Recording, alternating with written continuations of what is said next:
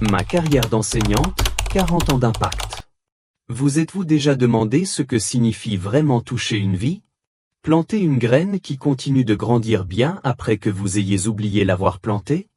Après avoir passé 4 décennies dans les salles de classe, parcourant les mêmes couloirs et observant des milliers de jeunes visages aller et venir, j'ai appris quelque chose de profond. L'enseignement ne concerne pas vraiment les matières que nous enseignons, il concerne les vies que nous touchons et les cœurs que nous transformons en chemin. Je m'appelle Marguerite, et j'ai récemment raccroché ma blouse d'institutrice après 40 années incroyables dans l'éducation. De mon premier jour terrifiant en tant qu'institutrice de maternelle de 22 ans à ma dernière cérémonie de remise des diplômes, j'ai vécu toutes les émotions que vous pouvez imaginer. J'ai célébré des victoires, traversé des tempêtes et découvert des vérités sur la nature humaine qui ont façonné non seulement ma carrière, mais toute ma compréhension de ce que signifie faire une différence. Aujourd'hui, je veux partager avec vous les 7 leçons les plus importantes que j'ai apprises, des leçons qui ne sont pas seulement pour les enseignants, mais pour quiconque veut comprendre l'impact profond que nous pouvons avoir sur la vie les uns des autres. Ces enseignements m'ont soutenu pendant les journées difficiles et ont amplifié la joie pendant les belles. Leçon 1. Chaque enfant a une histoire qui mérite d'être connue. Dans ma 2e année d'enseignement, j'ai rencontré un garçon nommé Thomas qui semblait déterminé à perturber chaque cours. Il arrivait en retard, oubliait ses devoirs, et remettait en question chaque instruction que je donnais. Ma réaction initiale fut la frustration jusqu'à ce que j'apprenne que le père de Thomas avait quitté la famille cet été-là, et que sa mère travaillait 2 emplois juste pour mettre de la nourriture sur la table. C'est alors que j'ai réalisé ma première leçon cruciale. Chaque comportement difficile est la façon dont un enfant communique quelque chose d'important. Thomas n'était pas rebelle, il souffrait. Une fois que j'ai compris son histoire, tout a changé. J'ai commencé à prendre de ses nouvelles en privé, à offrir une aide supplémentaire, et à célébrer ses petites victoires. À la fin de cette année, Thomas s'était transformé de mon plus grand défi en l'une de mes histoires de réussite les plus gratifiantes. Cette leçon s'est étendue bien au-delà de la salle de classe. Dans la vie, quand nous rencontrons des personnes difficiles, notre premier instinct pourrait être de repousser ou de partir. Mais j'ai appris que prendre un moment pour comprendre l'histoire de quelqu'un, ses luttes, ses peurs, ses rêves ouvre la porte à une connexion véritable et à un changement positif. Tout au long de ma carrière, j'ai pris soin d'apprendre quelque chose de personnel sur chaque élève. Pas seulement leurs capacités académiques, mais leurs intérêts, leur situation familiale, leurs rêves. Cette pratique simple a tout changé dans ma façon d'enseigner et dans la façon dont mes élèves apprenaient. Leçon 2, la patience est un super pouvoir. Laissez-moi vous parler de Sarah, une élève de CE2 qui avait des difficultés en lecture. Pendant que ses camarades de classe dévoraient des livres de chapitres, Sarah éplait encore des mots simples. Je regardais sa frustration grandir jour après jour, et je sentais ma propre patience mise à l'épreuve. Mais je me suis souvenu de quelque chose que mon professeur mentor m'avait dit. Marguerite, la patience n'est pas seulement attendre, c'est croire au potentiel de quelqu'un même quand cette personne ne peut pas le voir elle-même. Alors au lieu de presser Sarah ou de lui faire sentir qu'elle était en retard, j'ai célébré chaque petite victoire. Quand elle a finalement lu sa première phrase complète sans aide, la joie sur son visage valait des mois de soutien patient. Des années plus tard, Sarah m'a envoyé une invitation de diplôme. Elle était devenue infirmière, et dans sa lettre, elle a écrit « Madame Marguerite, vous m'avez appris que je pouvais apprendre n'importe quoi si je me donnais du temps et que je n'abandonnais pas. La patience, j'ai appris, est l'un des cadeaux les plus puissants que nous pouvons offrir à une autre personne. Dans notre monde rapide, nous attendons souvent des résultats immédiats. Mais la vraie croissance, que ce soit dans l'apprentissage, les relations ou le développement personnel, prend du temps. La magie se produit quand nous accompagnons quelqu'un dans son parcours, célébrant les progrès plutôt qu'exigeant la perfection. Cette leçon m'a bien servi, non seulement avec les élèves en difficulté, mais aussi avec les collègues traversant des moments difficiles, avec mes propres enfants naviguant l'adolescence, et avec moi-même alors que j'apprenais à être douce avec mes propres erreurs et ma croissance. Leçon 3. Votre influence s'étend bien au-delà de ce que vous pouvez voir. Dans ma 15e année d'enseignement, j'avais un élève silencieux nommé David qui parlait à peine en classe. Il complétait son travail, suivait les règles, mais semblait presque invisible. Je m'inquiétais de ne pas l'atteindre, qu'il serait peut-être mieux avec un autre professeur. 20 ans plus tard, j'ai reçu un appel téléphonique inattendu. David, maintenant un ingénieur prospère, appelait pour me remercier. Il a dit, « Madame Marguerite, vous ne vous souvenez probablement pas de moi, mais vous avez changé ma vie. Je traversais une période terrible à la maison, et votre classe était le seul endroit où je me sentais en sécurité. La façon dont vous traitiez chaque élève avec respect et gentillesse m'a donné l'espoir que le monde pouvait être un bon endroit. » J'étais stupéfaite. Je n'avais aucune idée que mes simples actes de gentillesse quotidiens avaient eu un tel impact. Cela m'a enseigné que nous ne connaissons jamais vraiment toute l'étendue de notre influence. Chaque sourire, chaque mot d'encouragement, chaque moment de patience crée des ondulations de façon que nous ne verrons peut-être jamais. Cette réalisation était à la fois humiliante et stimulante. Elle m'a rendu plus intentionnel dans mes interactions, sachant que ce qui me semblait un petit geste pourrait être une bouée de sauvetage pour quelqu'un d'autre. Elle m'a aussi appris à ne pas sous-estimer l'impact de la constance, apparaître jour après jour avec le même soin et la même dévotion, même quand je ne pouvais pas voir de résultats immédiats.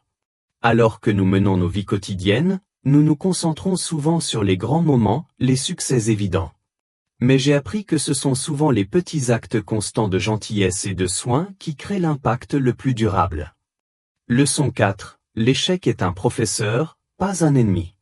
Mon échec d'enseignement le plus mémorable s'est produit dans ma 10e année. J'avais planifié ce que je pensais être la leçon de science parfaite sur la croissance des plantes. J'étais si excité par mon approche créative que je n'ai pas considéré si elle était appropriée pour le niveau de développement de mes élèves. La leçon fut un désastre, des visages confus, des problèmes de comportement, et absolument aucun apprentissage ne se produisait. Je suis rentré chez moi ce jour-là en me sentant comme un échec complet. Mais le lendemain matin, quelque chose de merveilleux s'est produit. Mes élèves ont commencé à poser des questions sur l'expérience. Leur confusion avait en fait éveillé la curiosité. J'ai réalisé que ma leçon ratée avait ouvert une porte à un apprentissage plus profond. Cette expérience m'a enseigné que l'échec n'est pas quelque chose à craindre ou à éviter, c'est de l'information. Il nous dit ce qui ne fonctionne pas et nous oriente vers ce qui pourrait mieux fonctionner. J'ai commencé à embrasser les erreurs comme des opportunités d'apprentissage, pour moi-même et mes élèves. J'ai commencé à célébrer les belles erreurs dans ma classe, des erreurs qui menaient à des découvertes ou à une compréhension plus profonde. J'ai modélisé cela en discutant ouvertement de mes propres erreurs et de ce que j'en avais appris. Cela a créé une culture de classe où les élèves se sentaient en sécurité pour prendre des risques, poser des questions et apprendre de leurs erreurs. Cette leçon s'est étendue à tous les domaines de ma vie. J'ai appris à voir les revers non pas comme une preuve d'inadéquation, mais comme des pierres de gué vers l'amélioration.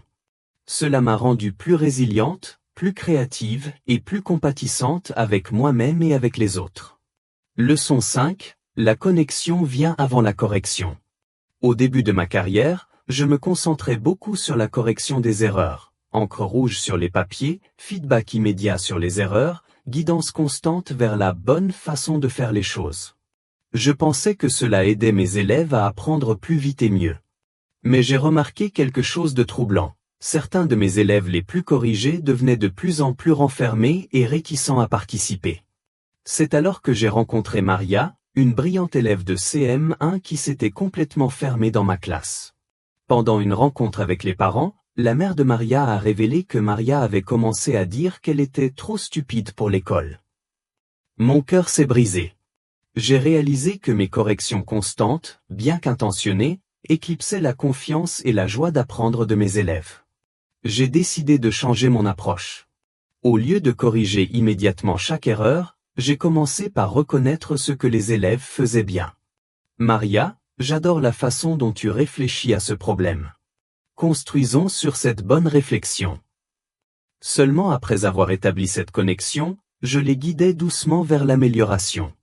La transformation fut remarquable. Maria a recommencé à participer, prenant des risques, et montrant l'esprit brillant que je savais qu'elle avait. Elle a commencé à rester après la classe non pas parce qu'elle avait des problèmes, mais parce qu'elle voulait partager ses idées. Cela m'a enseigné que les gens, qu'ils soient enfants ou adultes, apprennent mieux quand ils se sentent valorisés et connectés. La correction sans connexion ressemble souvent à de la critique, mais la correction construite sur une fondation de confiance et d'appréciation ressemble à du soin. Leçon 6, la croissance arrive dans les moments inconfortables.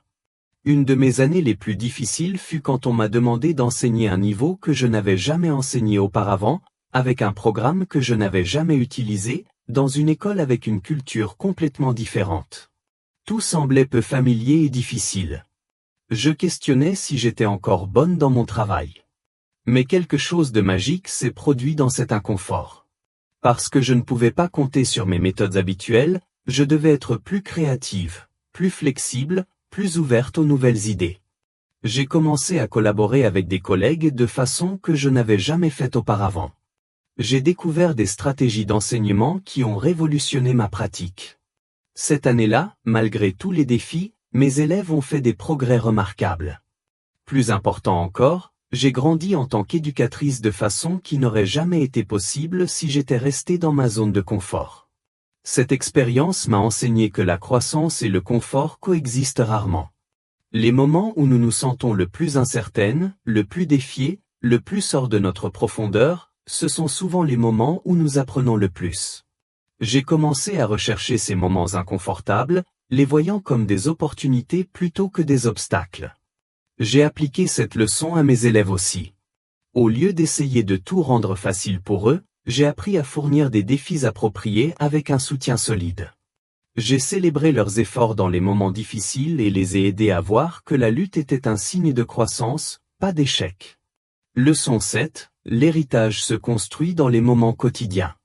Dans ma dernière année d'enseignement, je rangeais mon bureau quand j'ai découvert une boîte de lettres et de cartes d'anciens élèves.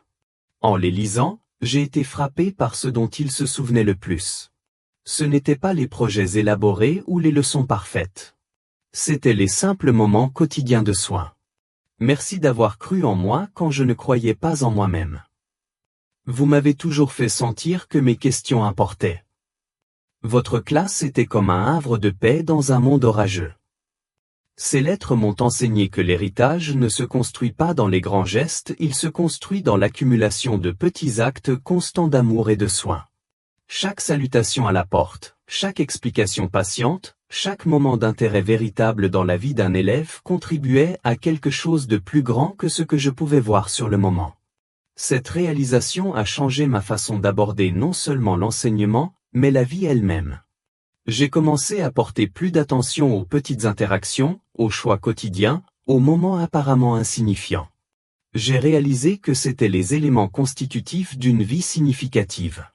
Que vous soyez professeur, parent, ami ou collègue, votre héritage s'écrit dans les petits moments de chaque jour. La question n'est pas de savoir si vous avez un impact, vous en avez un. La question est quel type d'impact vous voulez avoir.